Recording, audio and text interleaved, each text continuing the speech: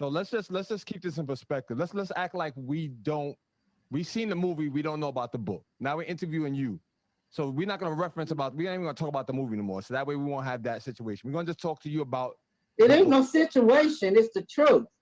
If right, people want to know what the difference is between the book and the movie and how much was actually adapted to the screen or not adapted, you go out and get the book. And you do that. That makes sense. That makes sense.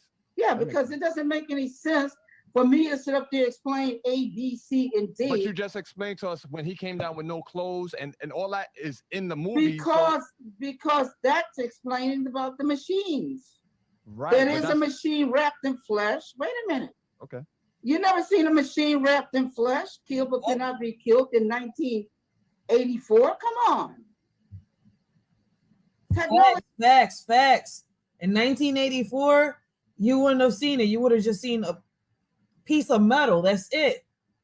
But wrapped in flesh, a machine that you thinking you're walking by a human. Imagine that, right? Imagine a dog biting this human.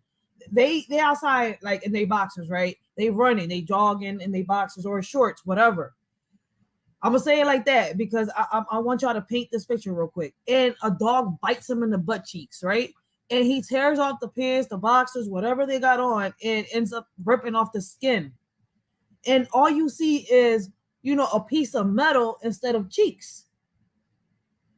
Like, you're gonna be here confused and shit. Like, what the fuck? So I get her perspective. I understand. I get her input. Technology is 100 years advanced in this book. Mm-hmm. For the first time, everybody was using H.G. Wells' old metal robots. You go back. See, I just broke it down real good for y'all, right? Look at science fiction, and every artificial intelligence is a metal robot.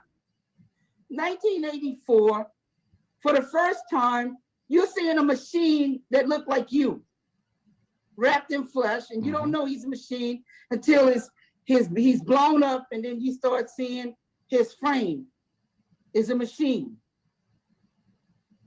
That's why I answered that question, because that is very pivotal.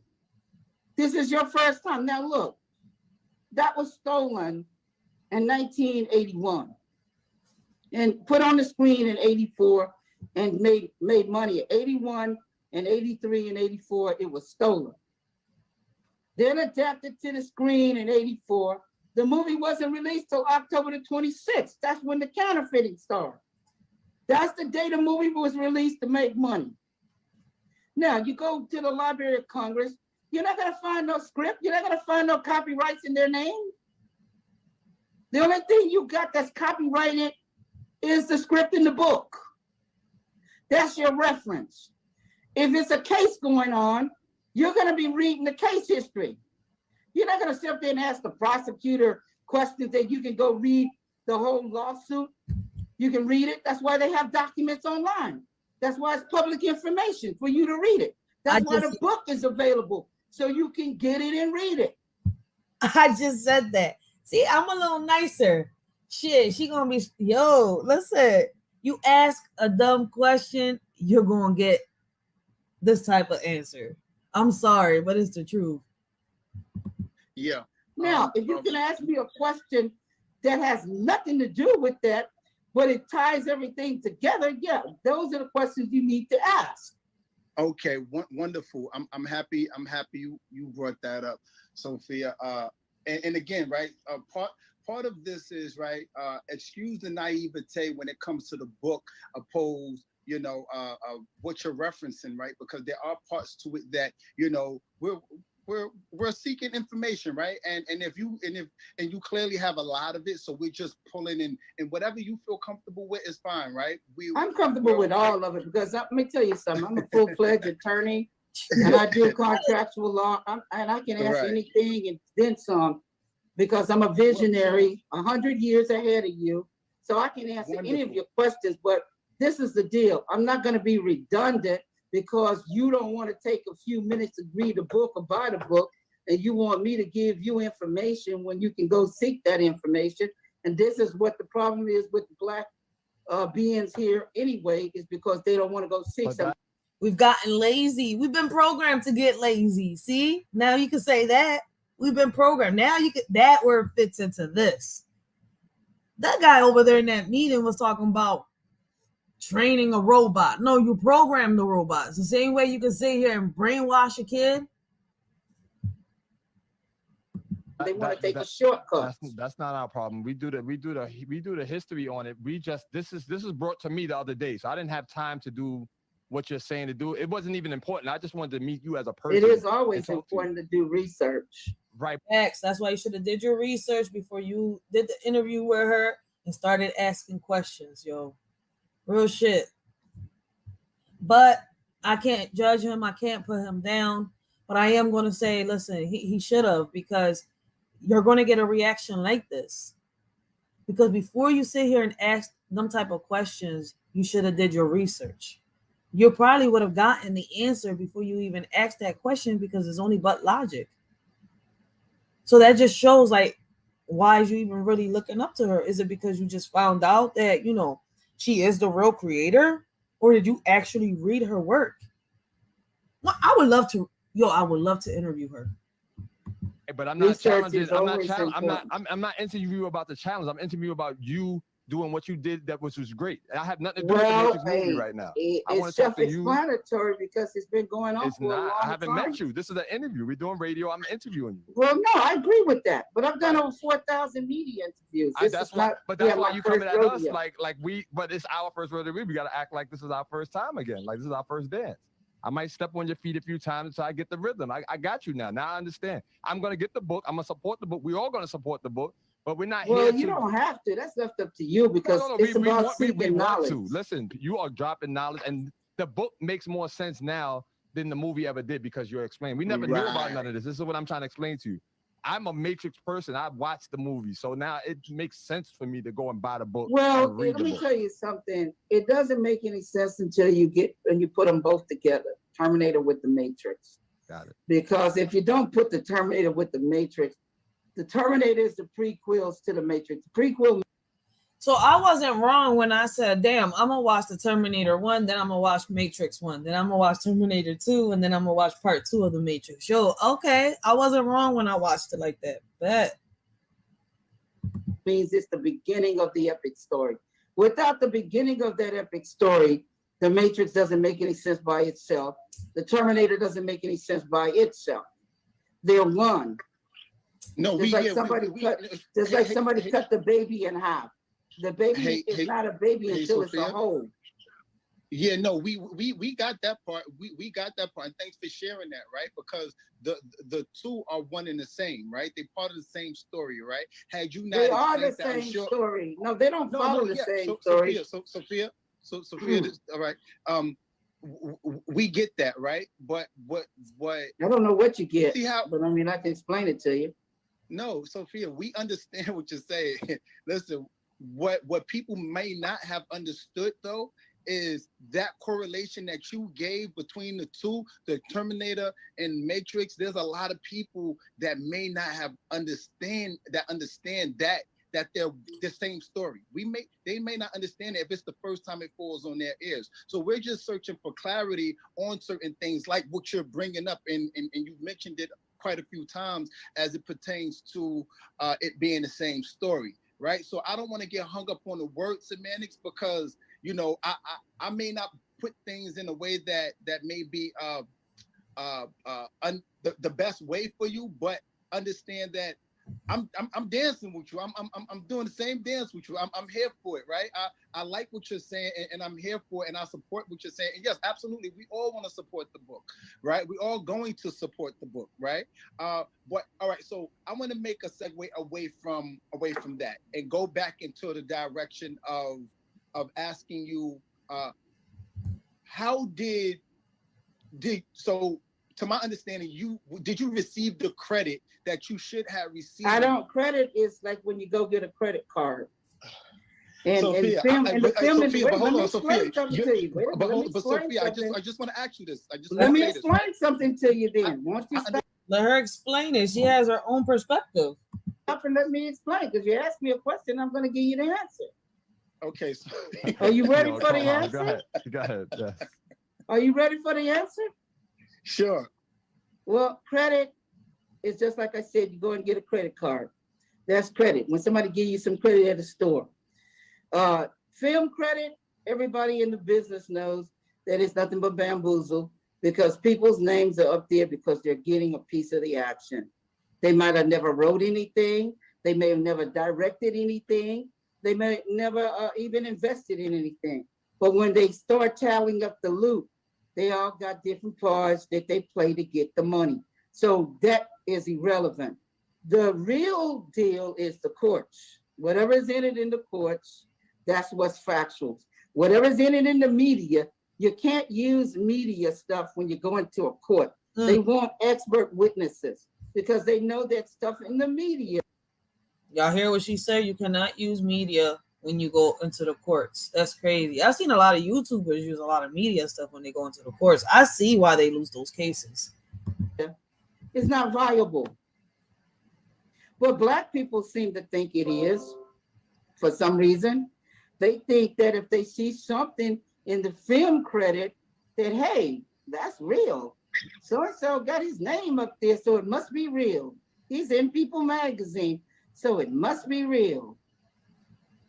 But Sophia, do you believe that's a Black thing, or that's just the society that we live in, that we identify credit? It is a Black thing. That It is. Don't get mad at her for what she's about to say. Listen, a lot of people say the same thing she's saying. It's a Black thing because the white people who created this, stop. Okay. The whites and the Jews who created this, they know what it's about. It's Black people who do not know what it's about. And I know because I went to film school, one of the best film schools in America, USC, to make movies. And I worked for television before I even went into USC. If you read my bio, an Oscar award producer, Perry Miller Dado. Then I did the studios, Columbia Pictures, in Vice President Dick Barris's office. So I not only did film school, got the degree in it, did television, did the studios, all three. And I also was a West Coast correspondent with a national magazine out of New York City. So I think I'm an expert at telling you what media is all about. No, Sophia, you And are film an credit. expert. And hold on, and Sophia, I just want to say this to you.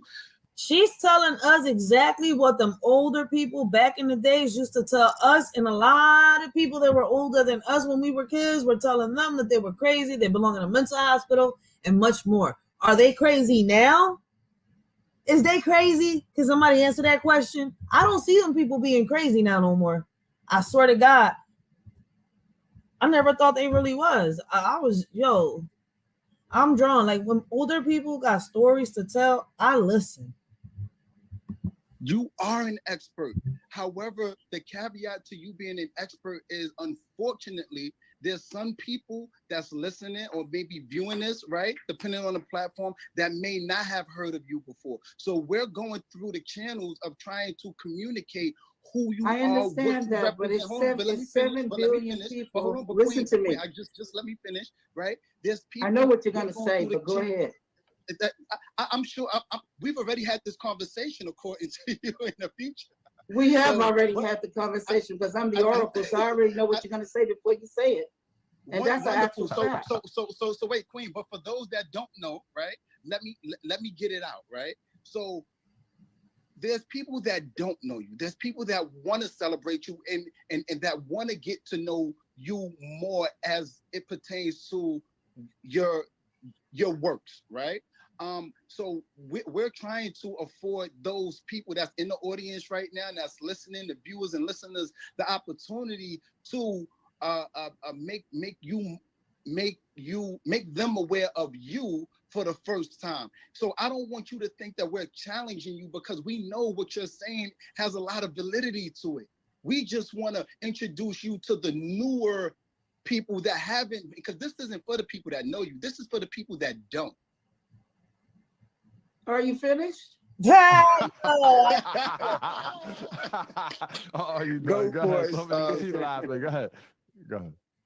Hey, well, all I'm saying is 7 billion people on Earth, and I've done the math. And every day somebody's going to wake up and never have heard of this story, and they're going to be curious.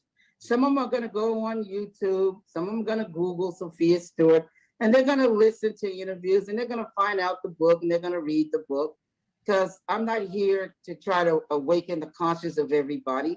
That's something that's individual. It's left up to you. Yep. And I'm not trying to get you to support me or my book, because it's a brand that's known globally around the world, and a lot of people love it.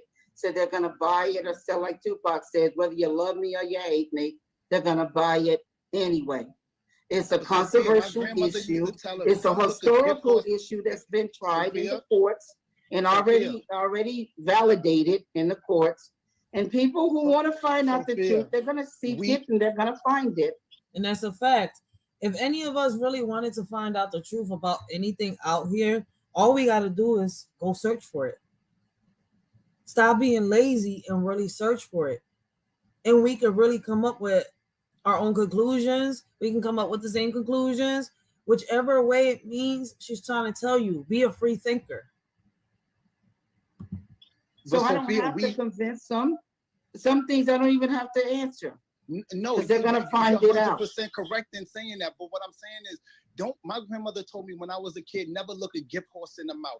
And if we saying that we want to support you, don't take that and say, hey, you don't have to support, because we know that you're not asking for support. This is the deal. You don't have to support. It's all about individually seeking truth. That's all it's about. That's what it's all. See, yo, it's crazy because, yo, I think me and this lady are like-minded, thinking like we really think alike, because I tell people the same thing. If I'm not your cup of tea, you don't have to support me. I don't want no fake love. I want supporters that are going to motivate me. I want to I want to become a better person than what I was yesterday. I want to become a better me. I'm not trying to become a better person than the next person at all. And what I'm doing is trying to bring knowledge. I'm trying to bring awareness. I'm trying to give forward what was given to me instead of holding it back or trying to charge somebody for it. And this is how in life we should be. Is y'all ready for these artificial intelligent robots to come and, take over y'all jobs and stuff like that? Celebrities are safe. Musicians, artists, and stuff like that. Is y'all ready to be, how can I say it? Sentenced by 12 robot jurors, defended by a robot lawyer,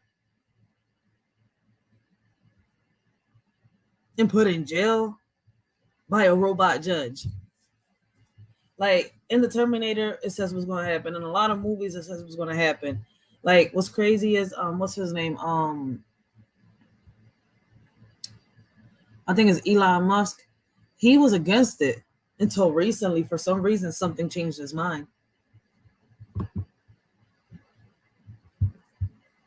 It's all about in this whole earthly experience that you're having down here. It's not about convincing anybody.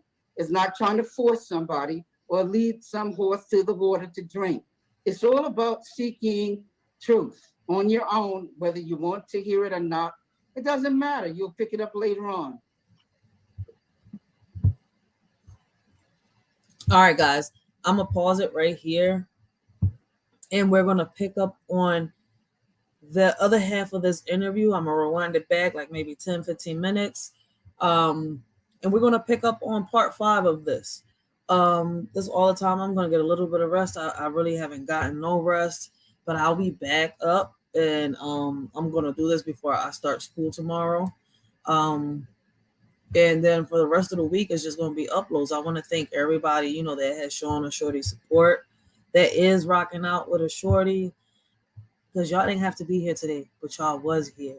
I want to thank everybody that's helping me bring awareness and much more, those that are interacting with a Shorty and help her channel grow.